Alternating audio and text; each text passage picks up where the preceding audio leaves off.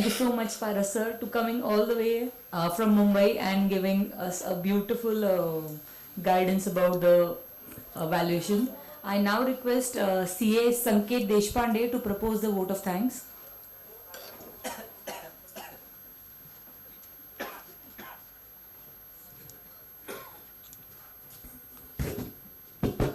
Thanks Paras bhai for coming all the way from Mumbai to Pune. Also, I think myself from Paras were from the first batch in WSC for the registered valuers. So good to have Paras here today, and we look forward to have more participation from WSC Mumbai for valuation related topics over here in Pune. Thank you.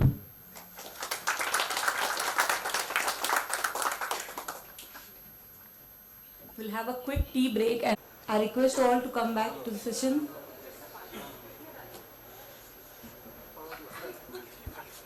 Our last speaker for the day is CA Sachin Miniyar. May I request CA Rajesh Agarwal and CA Sachin Miniyar on the dais.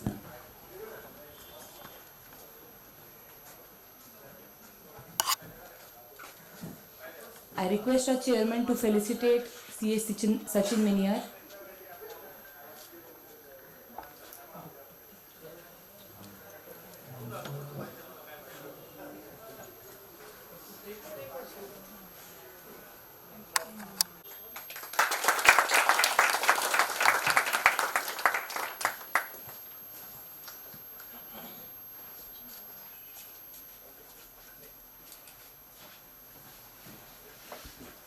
Thank you, Rajesh sir.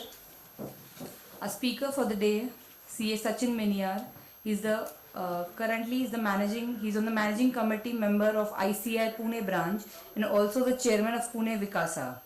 He has been consulting in ESOPs since 2000.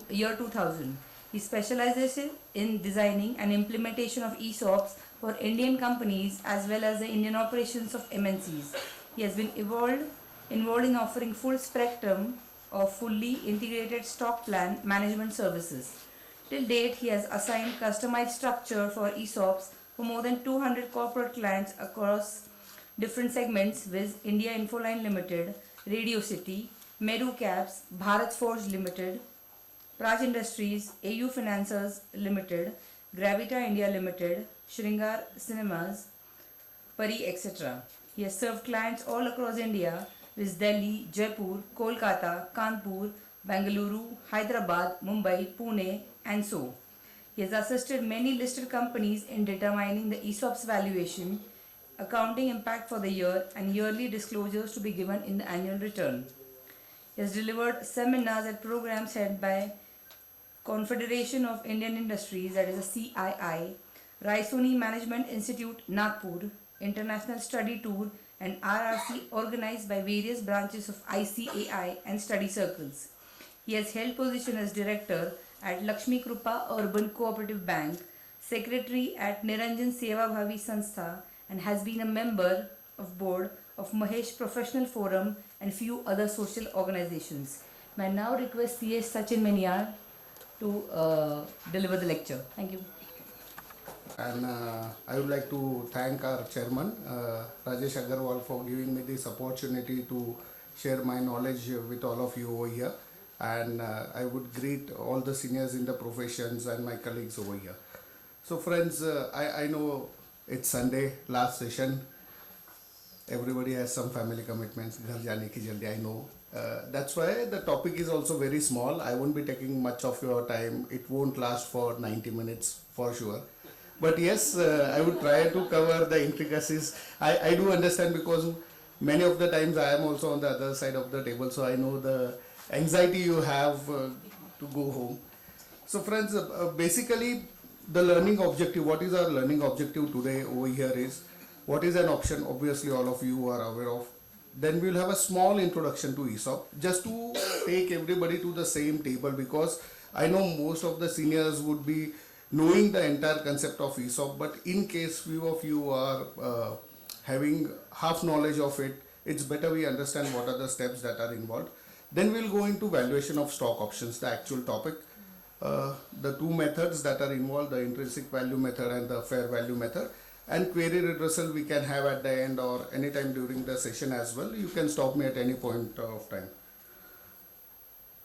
So most of you may have young chartered accountants who have just started with their profession. You may have lot many queries ki what is it, option valuation, is it different than equity valuation, is it really intricate and complicated, can we really venture into this as a new service? So I would say yes, you can really venture into this as a new service, and there is a lot of requirement in the market as well, because as we see that ESOP has really taken up a great way in India, and almost all companies have to do accounting for ESOPs, give disclosures about ESOPs in their financials. So there is a huge requirement for consultants as well in the market.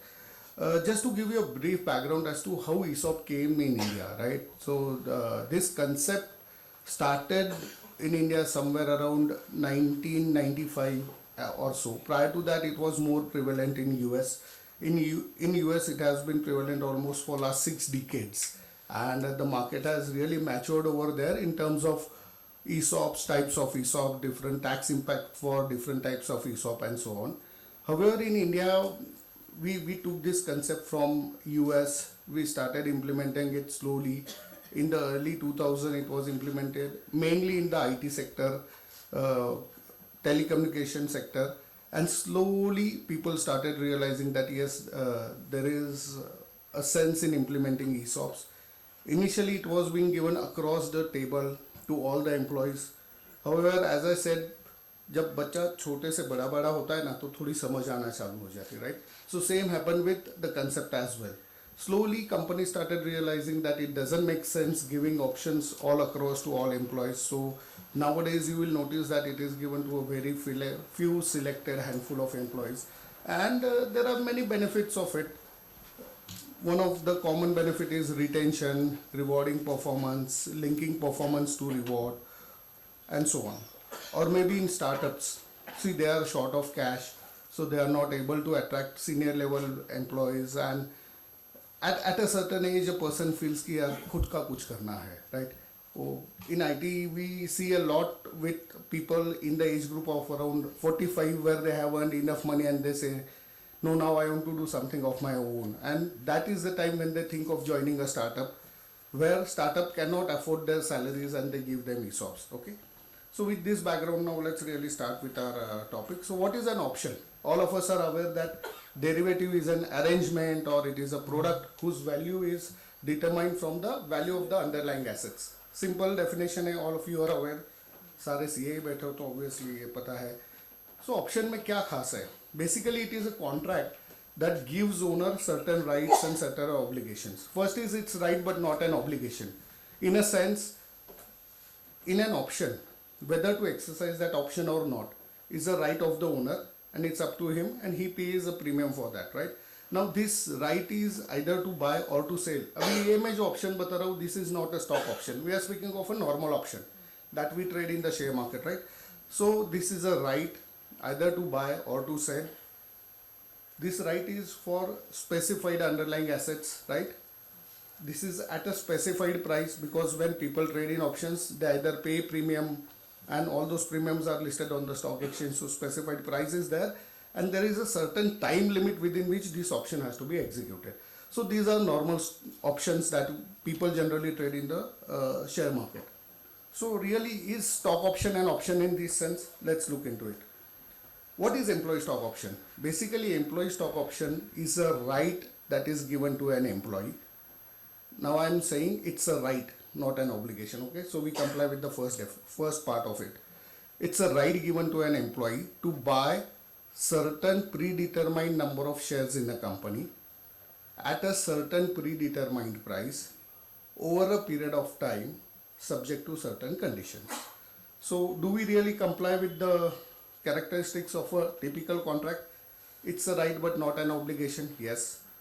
It is a right to buy shares of the company. Sorry. So we are complying with the second. Specified underlying asset. Yes. Equity share of the company. Third, is it at a specified price? Yes. Stock options are given at a specific price. And last, at or within a specific time limit. So yes, ESOP also has a certain time limit. within which the employee has to take a call. Okay, and there are certain conditions attached to it, so it does fall within the definition of an option. So what are the typical characteristics of or types of option? As you all are aware, there are call option, there is a put option based on exercisability, there are American options, European option. Now what are American options? Where a person can buy or sell at any given point of time during the tenure of the option.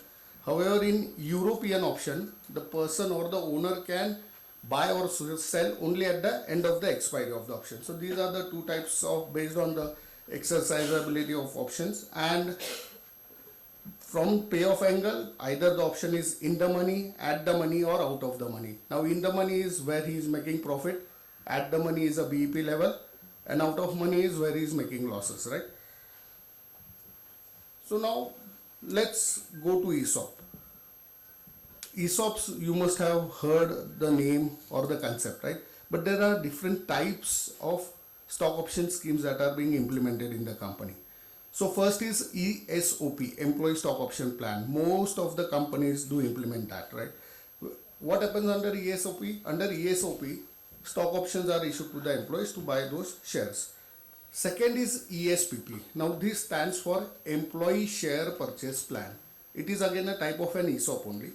What happens under ESPP? Directly shares are issued to the employee on day one, and then that carries again some terms and conditions. So under ESPP, options are not issued but directly shares are issued. Third is a SAR. Now what does SAR means? SAR means stock appreciation right. Now this is again a form of a notional option that is given to an employee. It is linked to the value of the underlying equity share. And what does the SAR agreement says that over a period of time, whatever gain will happen in the equity value of the company, that differential will be paid to the employee in form of cash.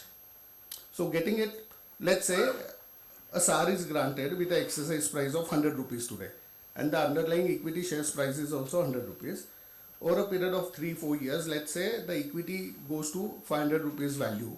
So difference between 500 and 100, that is 400 rupees per SAR is given to the employee. So if an employee is granted 500 SAR, he will get 500 multiplied by 400, 20,000 rupees as a SAR benefit from the company.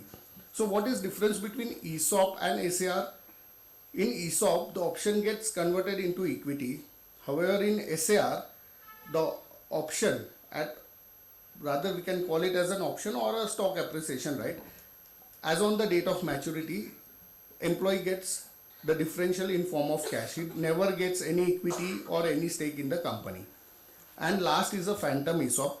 So phantom ESOP is again like a SAR, where the only difference is instead of giving the difference in cash, equivalent number of equity shares are issued to the employee at the time of maturity. So if we continue with our same example where 400 was the difference, 500 phantom options were given. So at the time of maturity, the value of those 500 phantom options would be 500 options multiplied by 400, the difference. So total value is 20,000. Now how many shares will be issued to the employee? So 20,000 divided by value per share at the time of maturity. So 20,000 divided by 500. So directly 400 shares will be issued to the employee. So these are the 4 types of ESOPs or 4 types of stock option schemes that can be implemented or you may find with any of your clients. Now within ESOP, since this topic is about stock option valuation, we need to understand what are the steps that are involved in a stock option scheme. So typically there are only 4 steps, where first step is company granting options. So the grant letter is given to the employee. So that is the first step.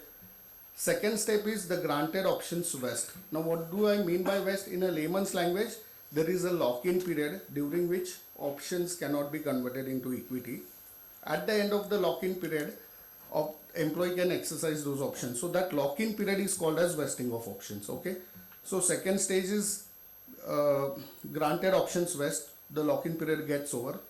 Third stage is exercise of vested option. So once the options are unlocked, now it is at the discretion of the employee to decide whether he would like to buy those underlying equity shares or not. So the action of actually buying those shares is called as exercise of options, exercise of vested option. So third stage is exercise of vested option, and fourth stage is sale of those exercised option, that is sale of the underlying equity to encash the benefit. Period between grant and vesting is called as a vesting period, and period from vesting up to the last date of exercise, because as I told you in the definition, ESOP is a right given to an employee to buy certain number of shares at a predetermined price over a period of time. So obviously there is some end point for these options. So that period from vesting till the last date, that is called as a exercise period. So now if we compare stock options with different types of option which we saw. So what type of option it is? It is a call option, because here it's only a right to buy the share. Employee doesn't have a right to sell the share to the company, right? So in that sense it's a call option. Employee it is an American type of option with some conditions. Now what condition? As I told you, options have a vesting period. So post vesting, within the exercise period, employee can exercise those options anytime. That's why it is an American option and not a European option. He is not supposed to exercise at the end of the exercise period only. He can exercise anytime during the exercise period. And from payoff point of view, at the time of grant, either the option is in the money or it is at the money. Why? Because see, typically in listed companies, it's a practice where options are granted at prevailing fair market value of the underlying equity shares. So obviously it's at the money, the differential is zero as on the date of grant. However, in case of closely held company or private limited companies, you will notice that options are granted at some discount to the fair market value. Now how that fair market value is determined? Obviously based on the valuation certificate taken from registered valuer. We have been discussing this for last 2 days, and you people have attended those sessions, right? So in closely held companies it is granted at some discount, and that's why either it is in the money or at the money. So what is the timing of stock option valuation? Okay, now let really start going deep into it. When should we value the option? Logically, first is at the time of grant of option. Now why? So from management perspective, it is required to assess the value being shared with the employees, and also to determine the number of options to be granted to employees. See, many times during this presentation you may find that 50% of the time I am speaking something else other than option valuation. But just to give you a brief background why it is required. Many times it so happens that if you are discussing with your client, he says ESOP करना है लेकिन किसको क्या दे पता नहीं है. To whom should we give, how much we should give, how do we evaluate that? So for that, many time companies calculate the option value and then decide that if for employee A, if I have to give 10 lakh rupees as a benefit, so 10 lakh divided by option value, the option value per option will give me the number of options to be granted to him. So that can be one of the method to calculate the number of options. So that is why I am saying that from management perspective also they need option value to calculate these numbers. Now in case of NBFCs, it's a RBI regulation where RBI has some restriction on maximum remuneration that can be paid to the KMPs or maybe the CEO level and so on. So over there, how do we determine the number of options to be granted? So as on the date of grant, before passing on the resolution, we calculate the option value, and then based on the value that can be passed on, the number of options is determined. So from management perspective, from legal angle as well, we do need valuation of option at the time of grant of option. Lastly, accounting, yes, because unless we value the option, how do we account for it? And what does the accounting says, we will go into detail of that, how it is accounted for. But for accounting purpose, you need to calculate the value of option as on the date of grant, and then it remains frozen. So friends, try to understand. Once you calculate the value as on the date of grant, going ahead during the vesting period, irrespective of the performance of the company, whether it is positive or negative, irrespective of the performance of the valuation of the company, whether positive or negative, the option value doesn't changes. It remains the same, which is considered only for the purpose of accounting. Okay. Does it appear as in case the stock price has gone No. It doesn't appear over there. The current accounting, which is either as per your Ind AS 102 or even as per the guidance note issued by ICAI, you need to calculate the value only as on the date of grant. And thereafter, it's no, means mark to market is not followed over here. So no question of showing it as a contingent liability arises. But yes, in case of SAR, there would be a situation which will, I have just one line going ahead. So we'll discuss that. Now at the end of each financial year, here I have it, sir. So for stock options, as I said you, the value remains the same. So at the end of each financial year, there is no need to again do a valuation of a stock option. However, in case of SAR, SAR is a cash settled option. You remember I told you SAR is an option where differential is paid in form of cash to the employee, right? So SAR is a cash settled option, and in case of SAR, yes sir, we need to do a mark to market every year at the end of financial year, and the differential either increase or decrease, you need to account for the cumulative figure accordingly. So either your accounting value will increase or it may go down based on how the company has performed. But other than SAR, we never revalue the option again. Okay. Then third is at the time of exercise. Now at the time of exercise, friends, be aware, we are not actually valuing the option, but we are valuing the fair market value of the underlying equity share in case of a closely held company, and that valuation is done to calculate the intrinsic value of the share, which will be treated as perquisite in the hands of the employee. So don't get confused, because many times I do receive calls from clients कि sir अभी exercise कर रहा है तो option valuation करना होगा ना. Not required. Equity share valuation is required to calculate the perquisite value in the hands of the employees. Okay. Now again over here you have to remember one thing. In case of listed companies, the previous day's closing price is taken as the fair market value for equity share. However, in case of a closely held company, valuation certificate taken from a registered valuer, that will be taken as a base for the purpose of calculation of perquisite. And this valuation report, this is valid for a period of 6 months. So it's not that if some options are getting exercised this month and some options are getting exercised the next month, every month you keep on taking a valuation certificate, or maybe every day some employees are exercising. You need not take valuation certificate every now and then. It is valid for a period of 6 months and you can use it anytime during the 6 months. So again, the common practice followed by companies who have multiple grants. See, in startups where ESOP is being implemented for the first time, you won't need it that often. However, with companies where multiple grants have happened, so obviously few are vested, few are unvested, few employees are leaving, few are joining, and few employees will keep on exercising. So in such kind of companies, generally the policy followed is they take a valuation report as on 1st of April and as on 1st of October. So the 1st April valuation report remains valid till September end, and the 1st October report remains valid till March end. So as and when people exercise, they can calculate the perquisite value and do the TDS. Okay.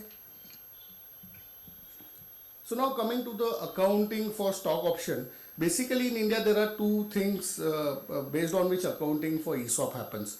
So first is the guidance note issued by ICAI. Now that is applicable for all closely held companies or other companies to whom Ind AS is not applicable. Right? Now what does the guidance note says?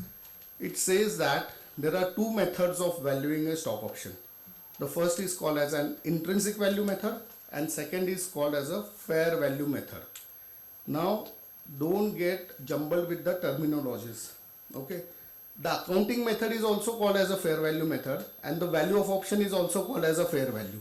So many times again people get confused with the terminologies. Okay, so the guidance note says that either you can use the intrinsic value method or you can use the fair value method for calculating the option value.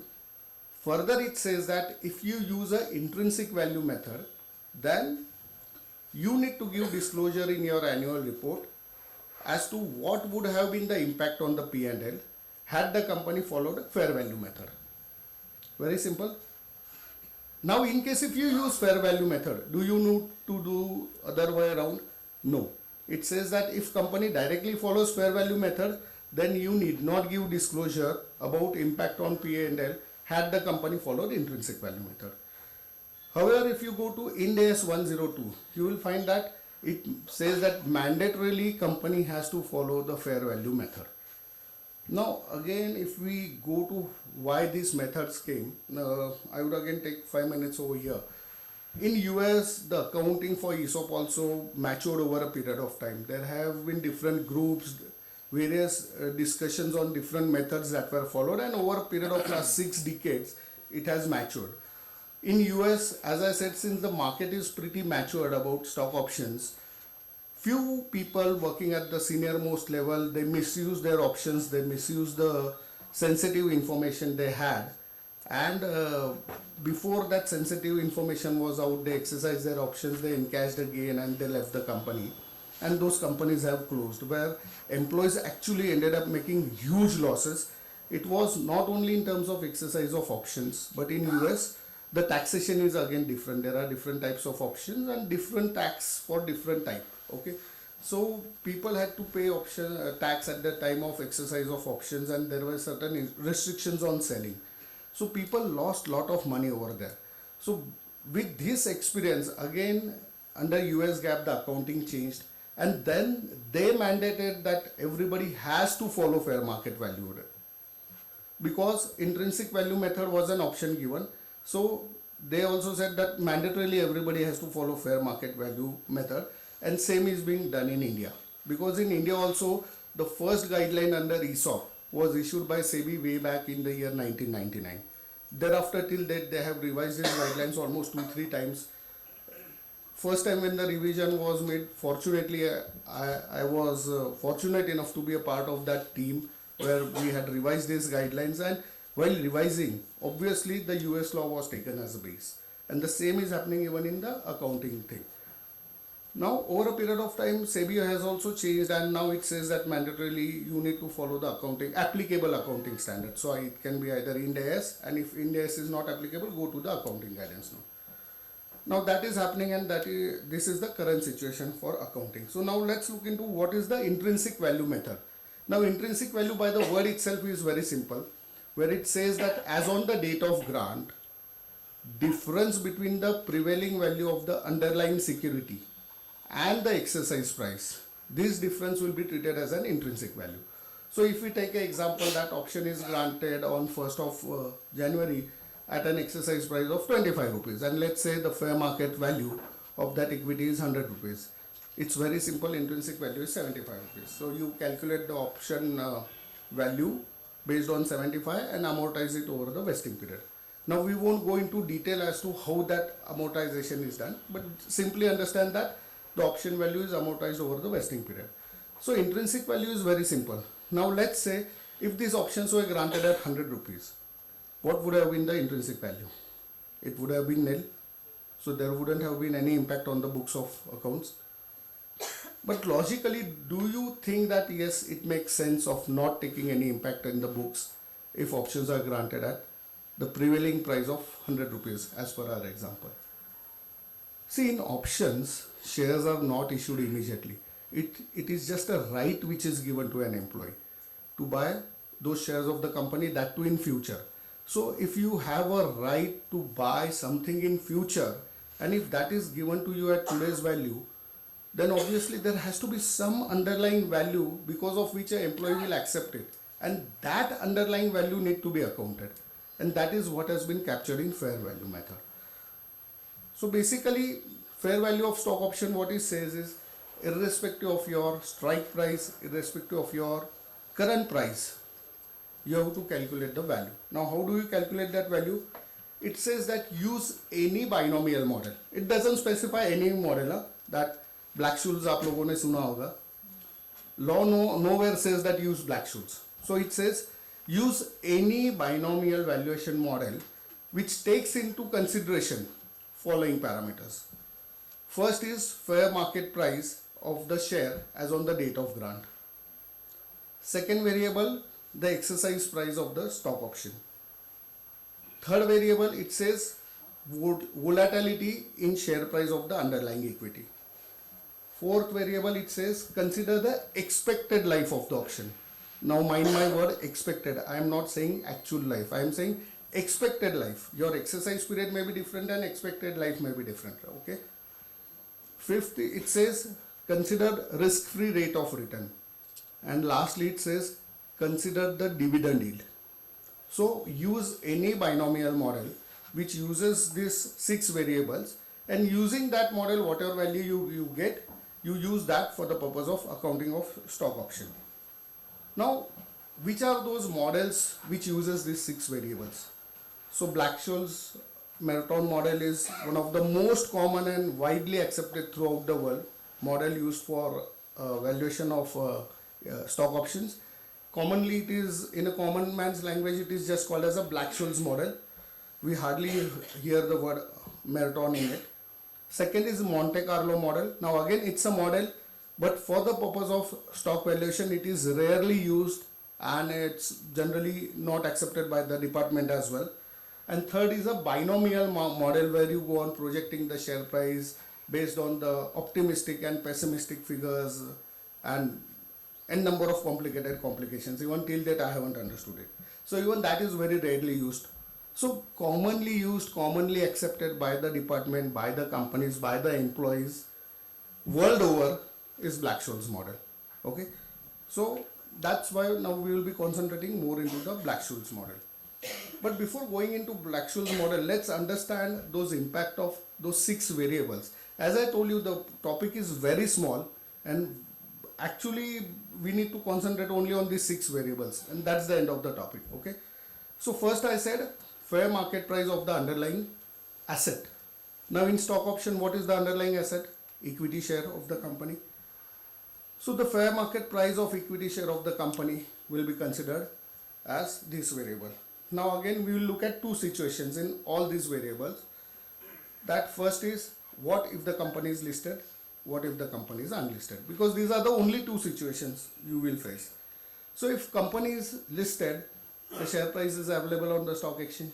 So consider that as the fair market value and use it as a variable. Now a question may come to your mind, my shares are listed in more than one stock exchange. So which price do I use? Because there is small difference, right? So again, law is very clear over here where it says if the stock is listed on more than one stock exchange in India, then you consider the price from the stock exchange where the volume is highest. Now volume as on which date? Let's say if an employee is exercising option today, you may say at कितने बजे का price consider करूँ, 10 बजे का, 11 बजे का, 12 बजे का, right? So law is again very clear over here. It says consider the previous day's closing price and volume as on which day? The previous day. So if your stock is listed on BSE as well as NSE, if you are exercising option today on 10th of December, look at the closing price as on 9th of December, look at the volume only for 9th of December, and whichever stock exchange has the highest volume, take the closing price from that stock exchange. Very simple, no rocket science. What happens in case of a closely held company? As I told you, you need to take the valuation certificate based on various methods that are being prescribed. So do the valuation and take that certificate as a base. Again, I told you previously that this certificate is valid for a period of 6 months, so you can keep on using it again and again. Now let's move on to the second variable, exercise price per option. Now generally you will find that in the stock exchange, in the stock option grant letter, the exercise price is specified. So this is the price at which the employee is eligible to buy those underlying equity shares. Generally this price is stated as an absolute number in the stock option grant letter. So you refer the stock option grant letter, you will get this variable. However, at times it is linked to some future milestones or some future figure as well, where it can, or future conditions bhi hum dal sakte hai, where it can say that if company reaches a turnover of 100 crores, then the exercise price of option would be at 50% discount to fair market value. If the turnover reaches 80 crores, it would be at 75% discount. So over here, then you need to, based on the historic performance and other factors, you need to estimate what is the most likely probability and accordingly calculate the share price and use it. So over here, lastly, as I have stated over here, that in case of listed company, you will find that the exercise price is always equivalent to the fair market value as on the date of grant. However, in case of a closely held company, generally you will find that it is a discounted price. Now, as an auditor or as a consultant, it's not our responsibility to debate as to how the exercise price is calculated. See, since I have been consulting for past 22 years, I have seen and I have discussed with many auditors, right from Big Four to everyone, and at times they keep on debating. Now, during that point of time, I am there as a consultant and I am representing the company, and many times they just debate why discount of 75%. And my simple stand is, it's none of your question. It's the question to be decided by the shareholders and the board, and the shareholders have decided to give it at 75% discount. So law doesn't say that you need to justify the discount or the price. It simply says that shareholders have to approve the price. So there need not be any formula to arrive at that, and that is it. So you also, as a consultant or as an auditor, if you are checking, don't bother and spend your time just to debate on आपने ये price कैसे determine किया. Fine, 100 rupees is the fine fair market value. You have granted it at 25 rupees, acceptable. Just check whether it is approved by a shareholders resolution and whether it is approved in the board meeting. That's the only thing you need to check. Okay. Next variable, volatility in share price. Okay. Now what is this? Basically, this is the expected level of fluctuation in the share price of a company or the expected life of the option. So in case of listed company, again we have the share price, which is a public data. Take that price, calculate the volatility. Simple. What happens in case of an unlisted company? So again, law doesn't specify anything, but what is the general practice that is being followed in market? Either if there are comparable companies, listed companies, you can calculate volatility for those comparable companies, apply some weightage, and then calculate a weighted average volatility and use that as a base. In case that is not possible, maybe you can look at the index of the vertical in which that the company falls into. Let's say the company is into NBFC, medium, small and medium, or any such sector, right? So look at the index for those sectors, calculate volatility for that and use that as a base. If both these things are not possible, what you can do is, law says that you can use a volatility which is nearing zero. So you can use 0.001 as a volatility. That is again accepted by department.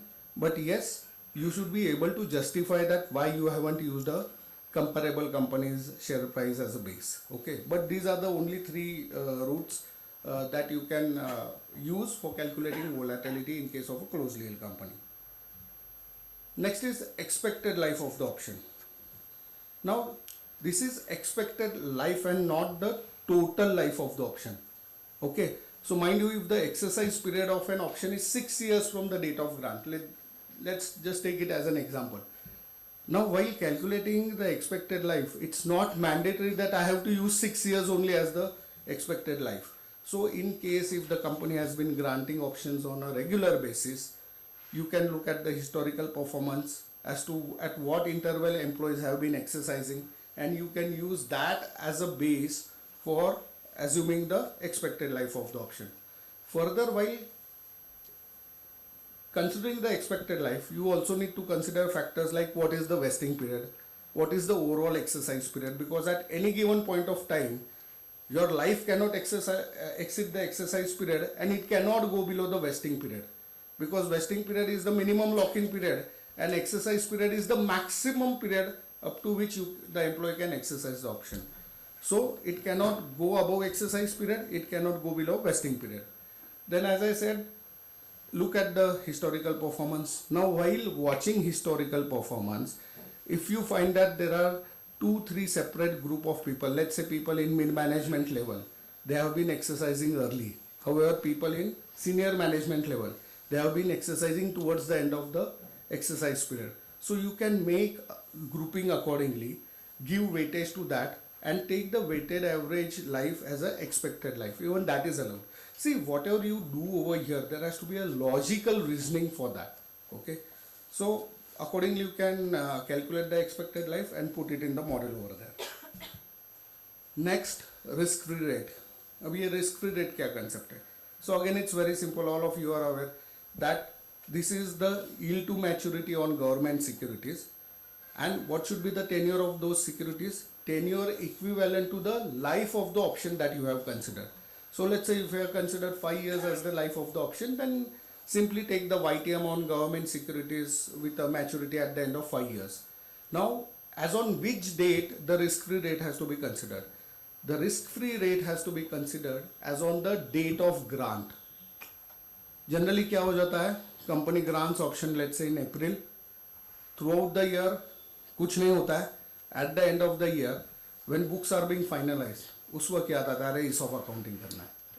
Then comes the question of अभी option valuation करना है. अब आप option valuation कर रहे हो कहीं जुलाई अगस्त सितंबर में, so which risk free interest rate you will use? Not as on the date of valuation, you have to consider the risk free rate as on the date of grant of option. Okay, because logically you are supposed to calculate the option value as on the date of grant, and that's why you have to consider the risk free rate as on the date of grant. And tenure, as I said, tenure should be equivalent to the expected life that we have assumed. Now again, these rates are available on RBI's website, on various other financial websites, so you can consider those as a base and take a rate from there. Lastly, dividend yield. Now, why dividend yield is again considered over here? The reason being, in stock options, employees are not eligible to receive any dividend. Okay, so basically, since they are not eligible to dividend, there is an impact on the share price as and when dividend is declared by the company. So there would be some fall happening in the share price of the company. Now in case company keeps on declaring dividend on a regular basis, year on year, and if my option has a vesting period of 5 years, so obviously I will lose on those dividends, and that's why that dividend yield also need to be considered over here.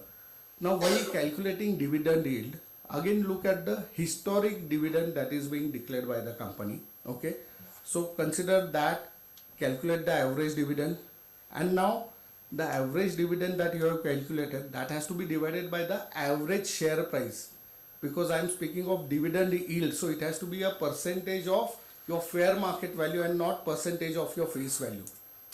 Dividend declare होता है तो हम क्या कहते हैं? 50% dividend दिया, that is on the face value, that is not the dividend yield. So in case of listed company, how do you calculate the dividend yield? Simply take the share price for past 365 days, or obviously 365 days trading नहीं होता है, around 252 के आसपास होता है.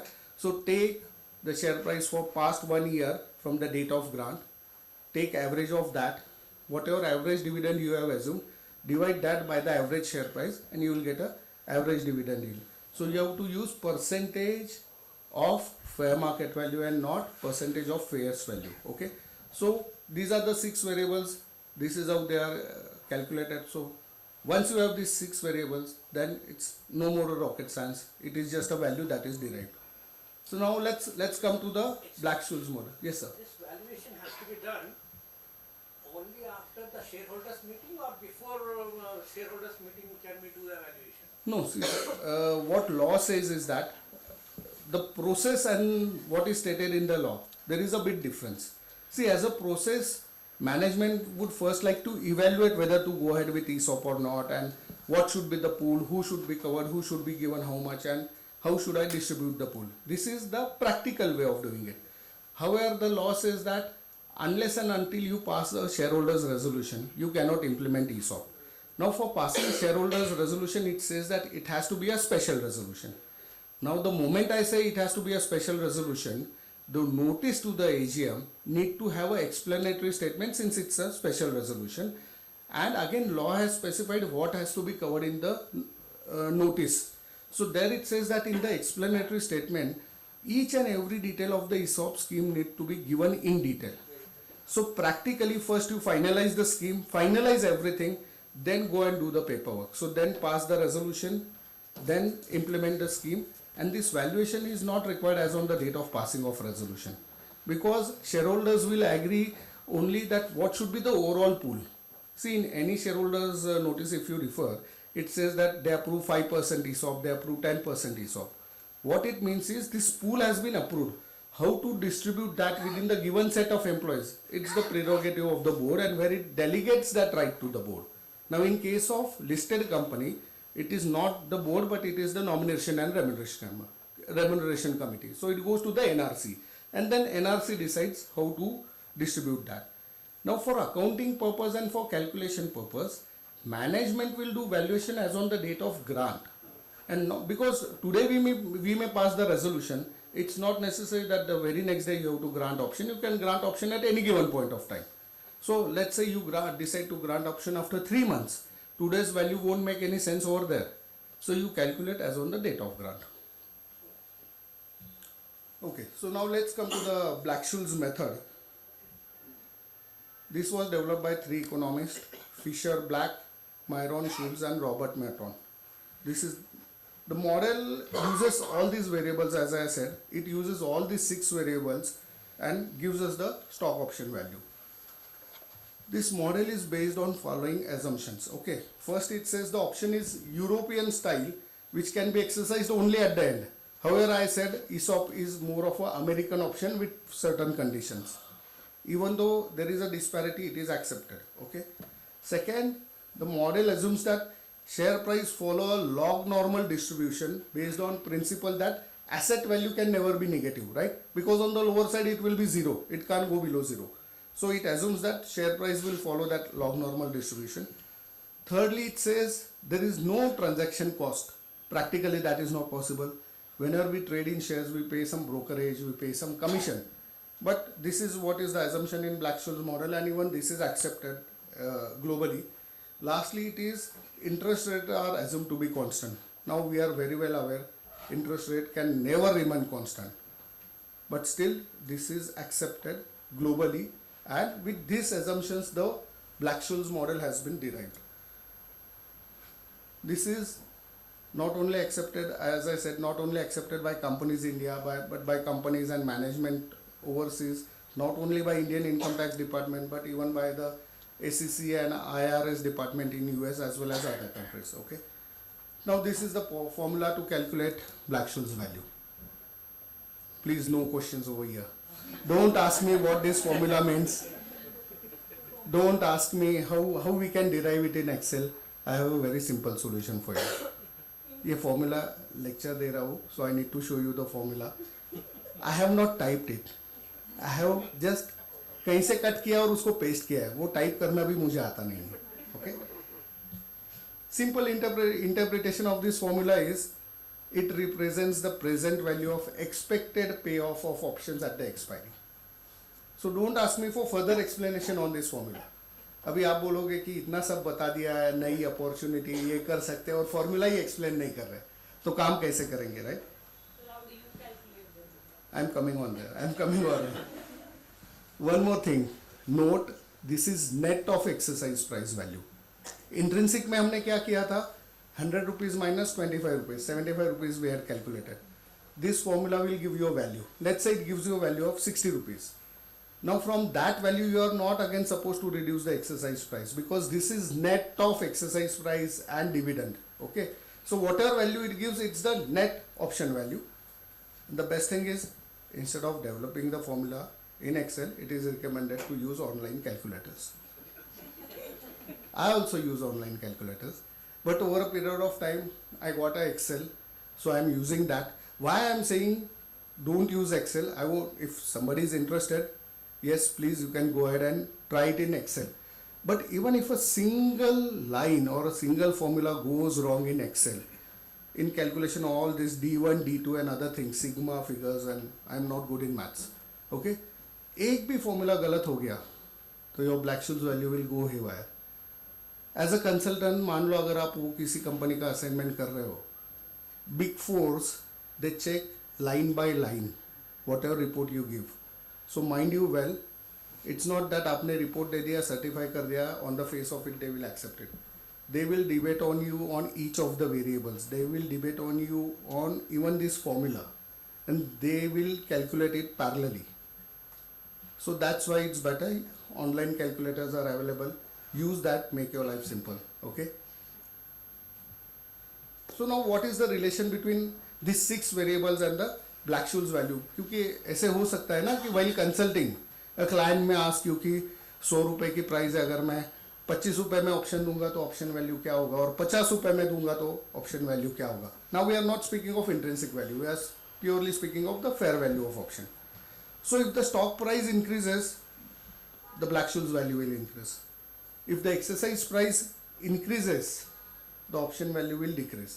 Logical है, अगर जो रेट में आप खरीदने वाले हो वो बढ़ेगा तो आपका मुनाफा कम होने वाला, सिंपल है.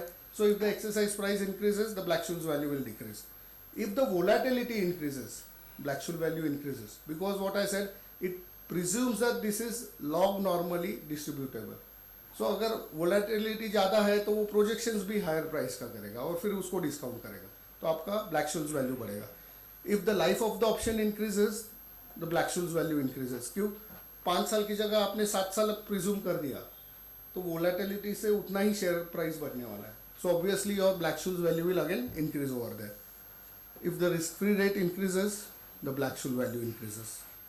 If the dividend yield increases, obviously the Black-Scholes value goes down क्योंकि dividend option holders are not eligible for dividend. Okay, so that is why only in case of exercise price and dividend yield, if there is an increase, on the other side there would be fall in the option value. Now while थोड़ा सा yes sir, जो risk free rate अगर बढ़ रहा है तो cost of capital is increasing, yes so discounting rate is increasing, yes correspondingly the value of the option should decrease actually. should decrease. Yeah, I fully agree with you, but as I said, I never went into doing the detailed analysis of that formula. आज तक मैं कर नहीं पाया sir. And in fact I have worked with Anand sir also on few of the assignments. पिछले 22 साल में मैंने कभी भी एक्सेल में ट्राई नहीं किया. Believe me, it may be easy sir. I really don't debate on that. But as I told you, I am really. I have formula for the difficult हाँ. one, लेकिन once you understand, you can do it. So basically what generally we follow as a practice is volatility, yes, we calculate manually. We don't use calculators over there. Life we calculate manually. इसके जो calculators online available है, we just plug in these variables and we get the value. क्या हो जाता है with auditors like Big Fours or Big Six or even Big Tens, if they go into debating those formulas, then it really becomes a task. Since I am not that great in maths, I chose for a better alternative. But with due respect, yes, it can be done in Excel. It's not an impossible task. It can be very well done in Excel. And if you can really build it, nothing like it. नहीं, readymade तो है ही ना sir. मैं वही बोला, readymade template है तो इसलिए even we don't go into really developing.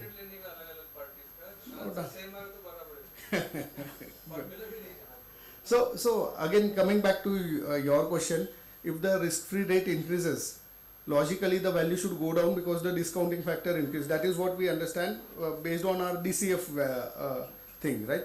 But यहाँ पे वो वापस कैसे factor in होता है, I am really not aware of that. So friends, this is it.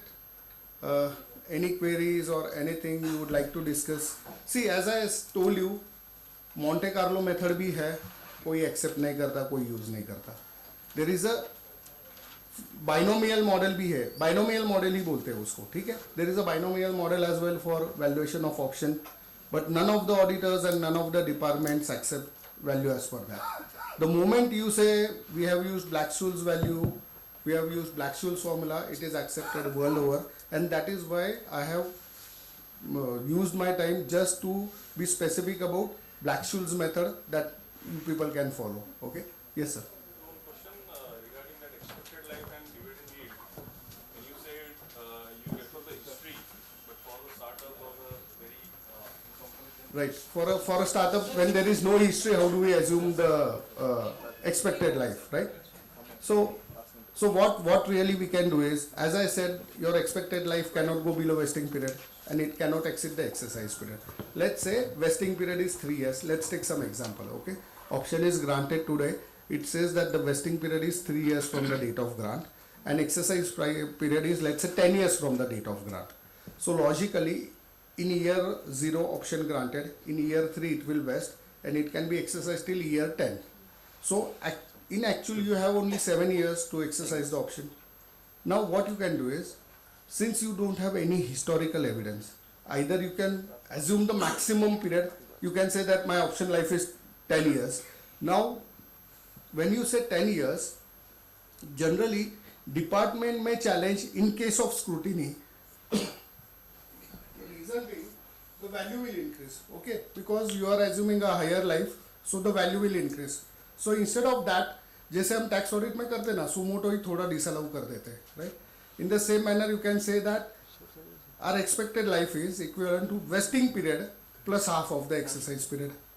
तो 7 years का हाफ कर दो, आप 3.5 ले लो, वेस्टिंग के 3 ले लो, 6.5 करो. Now if this has to be challenged, he has to prove his point. Okay, but that is how it is being followed even by many listed companies. So it's not as a way out, but even listed companies follow. Some of them, they do go digging their historical data and then evaluate and calculate it, but otherwise this is how you can use it. Okay. Or otherwise industry-wise benchmarking or something specific to the company as such? नहीं, इसमें benchmarking नहीं रहता है. While designing, you may refer to benchmarking data as to what should be the exercise period. But while calculating the option value, industry figure doesn't make any difference over here. It has to be specific to that specific grant. Now let's say you have multiple grant of option. Okay, first grant says that it's vest over 3 years and exercise period up to 10 years. Second grant may say that it will vest over 5 years and thereafter exercise period of only 2 years from vesting. Now for calculating option value, will you use the same variables for both the options? No, you have to calculate it separately for both the option. Now I create further more complication. Within the same, let's say we have only one grant and there is a graded vesting. So I say that after 1 year 25% will vest, after 2 years 25% will vest, and so on, right? Now how do you calculate option value over here? So best thing is calculate option value separately for each grant and then take a weighted average. क्योंकि अगर मैं आपको बोलता हूँ, I will just give you an example to prove why this is allowed.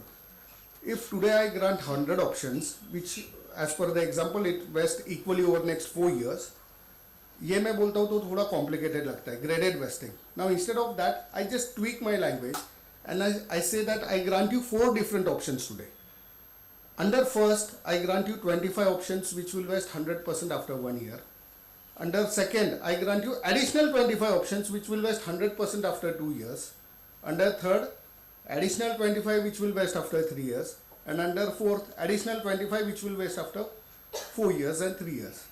दोनों का मतलब तो सेम ही है. Getting it? That's why don't get complicated.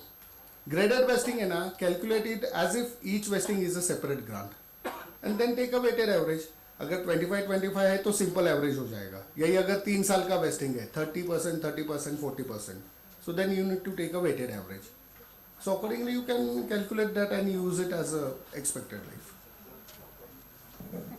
So from the perspective of an employee who is getting the ESOPs, how can you ensure that you getting the proper value at the time of exercise? See, at the time of exercise, good question. So now go into the basics. Why I had covered those stages of ESOPs. The first one. मेरा reason ही वही था, because many time people get confused कि जैसे मैंने आपको example बताया ना कि 100 rupees is my fair market value, and if I grant options at 100 rupees exercise price, as an employee would you accept or not? As an employee, would you accept those ESOPs or not? Based on your question, I interpret that you will never accept it, right? Whereas the answer is you should accept irrespective of whatever price it is granted. Now see, I said that in the first stage options are granted. In the second stage, the lock-in period gets over, options vest. And in the third stage, you pay and you buy the shares. Now when do we determine the exercise price? We determine as on the date of grant. Date of grant पे 100 रुपए की price थी और 100 रुपए में मैंने आपको options दिए. आप एक्सरसाइज 2, 4, 5 साल के बाद करने वाले थे. Do you know what is the price 5 years down the line? But I assume it will be higher. So then in that case, why compare today's price? So first thing is you should accept these options. First thing. Now going ahead, at the time of exercise, you know what is the prevailing price. Okay? In case of unlisted company. In the case of unlisted company, there are 2 things you can do. One is either you can ask for what is the prevailing valuation to the management and they can tell you. Secondly, you can just use your common sense कि जब हमें options दिया था, मेरे company का turnover कितना था, profitability कितनी थी, मेरे कंपनी में लोग कितने थे, ठीक है? मान लो ये हॉल अगर आधा ही भरा रहता है लेक्चर के स्टार्ट में, आपको पसंद आता है, आप दोस्तों को फ़ोन करते हो, हॉल पूरा भर जाता है by the time we end the lecture, logically I know ना it's a hit. Same is with valuation. When you got the option, you were just a 50 people company with a turnover of 10 crores. Today, after 3 years, your turnover is 50 crores and you have 150 people working for you. Forget about your financial knowledge. Valuation बड़ा है, but the employee knows this, but the management of the company might value not on the realistic basis. What is the catch here? okay. So I got your point over that. That since I said that in case of a closely held company, you need to take valuation certificate from external experts. Okay. Now, while taking from external experts, we follow DCF and the management gives me a conservative figures. Yes. Okay. Yes. Now, if they give the conservative figures and based on that, they say that the value is X plus Y, whereas practically it should be X plus Z, right? So I would say that is the best for you as an employee because you get taxed also on the date of exercise. Okay, if it is X plus Y what they are saying, you will end up paying perquisite tax only on the Y portion. However, practically if it is X plus Z, you should have paid on the Z portion which is higher than Y. Also lesser, no? Sorry? The gain received is also less in that case. It's on paper. When you are exercising option, actually you are not getting any gain. You are not getting any gain. It is just a notional gain which is shown. हवा में है 100 रुपए का 5,000 हो गया, करूँ क्या मैं उसका, किसको बेच पा रहा हूँ, गेटिंग इट. सो वो 5,000 है या 500 है, हवा में ही है ना. I will be encashing the gain only when I sell those stock options. So practically, if you have to consult to your client, tell him that look at the exercise period available with you. If the company is still closely held, and if you are not willing to pay tax on unencashed gain, hold the vested option. Wait till the end of the exercise period. If there is some exit opportunity available with you in the meantime, then you know what is the actual price they are paying. Exercise and sell it. Because as I said, stock option ये जो है, this is an American option. So you can buy at any time once the vesting is over. As far as selling is concerned, generally there are no lock-in periods for that. तो exercise period company में लंबा provide करता है. So hold on the vested option. Now why there is a haste to exercise the option when the company is closely held? Because you are not aware of the price. Now going ahead, if you are aware of the price, there is a doubt whether this is a realistic price or not. So even if you have that doubt, but if you have enough money and if you feel the price is conservative, I would say go and exercise the option because you will end up paying lesser perquisite tax. Purchase price will be the same, irrespective of what valuation. Irrespective of what valuation. Purchase price is still the same, so you're not paying more actually just because. No, we in fact end up paying less. मैं वही बोल रहा हूँ. 25 रुपए में option मिला और उसकी प्राइस मैनेजमेंट 200 बता रही है, मेरे को प्रैक्टिकली पता है वो 300 है. तो अगर 200 बता रही है तो मेरा परक्विजिट वैल्यू 200 माइनस 25 175 पे मैं परक्विजिट टैक्स 30% भर रहा हूँ, राइट. हाउएवर अगर वो 300 लूंगा तो ज़्यादा आ जाएगा. Your exercise, your purchase price or exercise price is decided at the time of the grant of option. तो वो प्राइस तो पहले से मालूम है आपको. फ्रोजन है वो. तो वो 100 रुपए रहेगी और मार्केट प्राइस वो ज़्यादा दिखाए कम दिखाए एंड वेरी राइटली सेड जितना कम दिखाए आपके लिए उतना बेनिफिट है. आपके लिए उतना बेनिफिट है. That's a one question. Yes sir. Just want to tell you, I mean, thank you. See that for last 7 years or 8 years, the employees are expecting that ESOPs will come, ESOPs will come, ESOPs, and it is not coming. Yes. Because the files are moving up and down. Right. Finally, ESOPs are declared. But meanwhile, those people who have worked for last 7-8 years, they have retired. And company has built up a big corpus for giving this ESOPs, that is investment fund they have created, huge amount, and these people have gone Already left. Can those people get the benefit because they worked so sincerely for last so many years? I do understand. So at any given point of time, in a closely held company, generally जैसे company बड़ी हो जाती है ना, new people keep on joining, and ESOPs are declared at certain point of time. So people who have really joined the company at the start, how do we reward them? Now there are two situations in such case where either they are with the company or they have left the company. If they are with the company, there are ways and means of addressing the issue and they can be benefited. However, in case if they have left, there are few parallel things which you need to do and you can reward those. Sorry to say I can't speak that from the stage over here, but yes, there are certain such kind of situations in many of the companies, and there are ways and means of addressing such issues. So it can be addressed, sir. I Yes. want to share an actual taxation issue which we face with ESOPs. In one of our clients' case, employees exercise the option immediately after third year when they become eligible for exercise.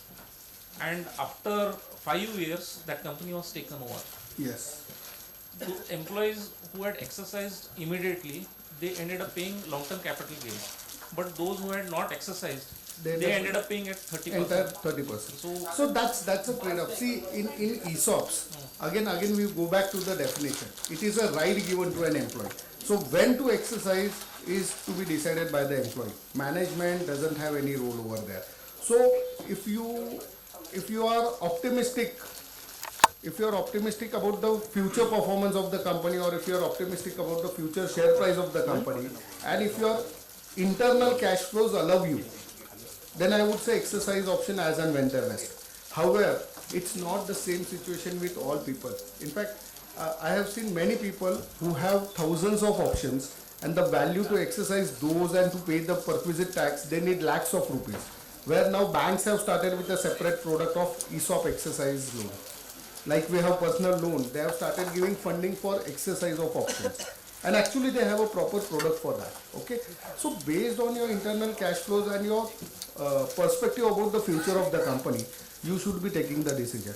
And we can't go back to the company, or we cannot blame the company or the management that somebody who exercised at the time of exit ended up making less again. Because 20% की जगह उसने 30% भर दिया. Net 10% की बात हो गई, right? But that's purely the price you pay for the perception about the future of the company. Yes, sir.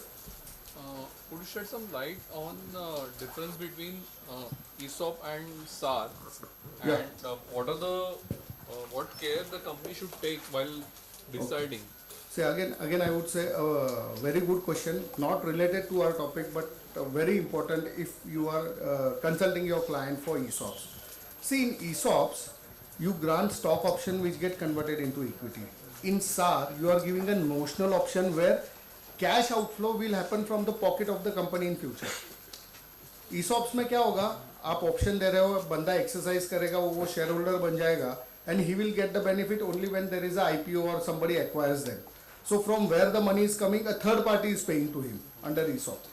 Whereas under SAR, it has nothing to do with liquidation. It is purely linked to the valuation of the company.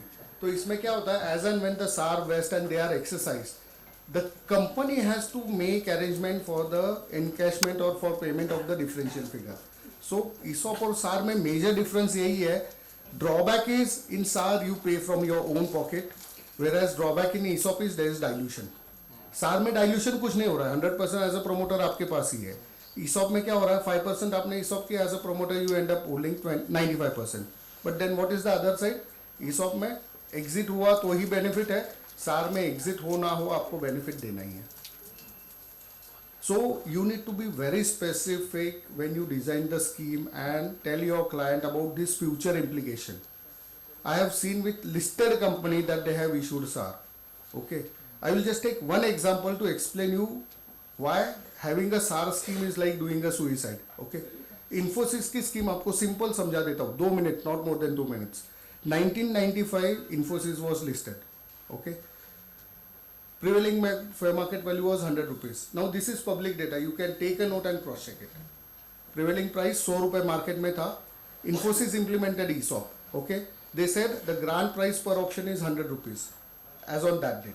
तो क्या हुआ? Prevailing price 100 रुपए, exercise price भी 100 रुपए. They said vesting 100% at the end of 5 years. So you wait till 2000, and after 2000 you can buy the shares by paying 100 rupees. Now what happened in between these 5 years? Infosys did a split. 10 रुपए का share था, उसको 5 रुपए का कर दिया. So एक share के 2 हो गए. Then it announced a bonus, 1:1 bonus हुआ. So 2 शेयर के 4 हो गए. So effectively employee got 4 share against 100 rupees. He was promised the original share of 1995. Okay. So he got 4 shares for 100 rupees. Effective price कितना हो गया? 25 रुपए. Any rough guess in the year 2000 Infosys का share price क्या था? Rough guess. तुक्का लगा लो ma'am. Sorry? 580, 500. Optimistic और कौन है? फटाफट फटाफट घर जाना है, जल्दी बोलो. हाँ 500. अरे 500 800. और कोई optimistic? 3 to 5,000. Anybody further optimistic? 25 रुपए का शेयर 3 to 5,000. और कोई है? Sir it was 10,000. It was 10,000. Drivers को 200 ऑप्शन दिए थे. Drivers made 80 lakh rupees just from one grant made in 1995. Now coming back to your question, Sanket, if Infoseed had implemented SAR at that point of time on the same terms and condition, आज Infosys existence में नहीं होती थी sir. इतना cash ऑफ्लो कहाँ से करते थे? कंपनी बिकवानी पड़ती थी. Getting it? अगर ड्राइवर्स को 80 लाख मिला है तो imagine the figure of money people made at mid management level and senior level. crores of rupees. Sir 22 साल में मैंने काफी करोड़पति होते हुए देखे. crores of rupees. SAR करते कंपनी बर्बाद हो जाती. ESOP किया, everybody made money and company is still into existence. So I don't want to say that this doesn't mean that SAR has no sense in market. It still holds good, but you need to evaluate before really taking the final decision. Right? Also, Thank you. accounting treatment wise also there's some issue. Accounting treatment wise, you need to do mark to market. So you go on accounting for the differential year on year, but that is not allowed as a tax deductible expense. So it's treated just like your retirement benefits. It will be allowed as a tax deductible expense only in the year in which you pay the SAR value. However, in ESOPs, whatever accounting you do, that is allowed as a tax deductible expense in the same year. Otherwise it is a hit on the bottom line. Yeah. If any question you take offline. Round of applause for you all participants. Still enjoying session on valuation. It's really a good thing. मतलब as a committee member हमको बहुत कम देखने को मिलता है कि topics like auditing standards, accounting standards, professional ethics, valuation, and members are enjoying the session like this. I really appreciate all the members. On behalf of Pune branch, I thank Valuation Standard Board, all participants, all faculties, all my committee members, all staff who are behind this successful 2 days national conference on valuation. Really thank you everyone for this support. I thank Parag also for supporting us in structuring this session, arranging faculties. I thank our today's MOC, Rashmi madam, yesterday's Rohan, for supporting us throughout the day. Many members came from other cities like Satara, someone met me from Nagpur, Mumbai, Pandharpur. Thanks to all participants who thought that this will be the good national conference for them on valuation. Friends, we have also declared day after tomorrow program on ethics, which is a mandatory CPE program. I think most of you could be aware of, but just for your information I am briefing you. From this year CPE is a regulatory compliance and you have to comply the CPE. Earlier it was optional, but since this year it is a mandatory because it is a regulatory part. Point number 2, 2 programs, one is on professional ethics and second is on auditing standard. It is also part of mandatory compliance, and earlier there was block period, 3 years blocks. Now it is no, it is single, every year you have to comply the CPE requirement. That's why we have again repeated the professional ethics program on 12th, 13th and 12th. Again we are repeating some programs for the benefit of members. Actually it is full, but until we close the registration you can register yourself for these programs. 17th we are declaring internal audit conclave. Again like this, it will be one of the best program for members. internal audit, all industry members and internal audit, at this auditorium only. After that, again 5 days week, that will be CA Connect week. Every week we will connect members. 5:30 to 7:30 seminar will be there. After that we can have networking meet and all. CA Connect week, we will get you connected through the website of CA Connect, which we have declared yesterday. After that, 23rd and 24th national conference for CA students. I request everyone to promote article students in your firm to register. One of the best structure students should attend program. Many of you supported us by registering your students, but who has not registered your student, please register. Again 25th to 29th we have a week, and 30th and 31st again we have a national conference on capital market. We will declare it shortly because some faculties are yet to confirm. We have approached good faculties across India. KDA sir from Kolkata, Anil Sangve sir Mumbai, all faculties we have contacted. As soon as we receive confirmation, we will declare the program. But thanks a lot for all your support.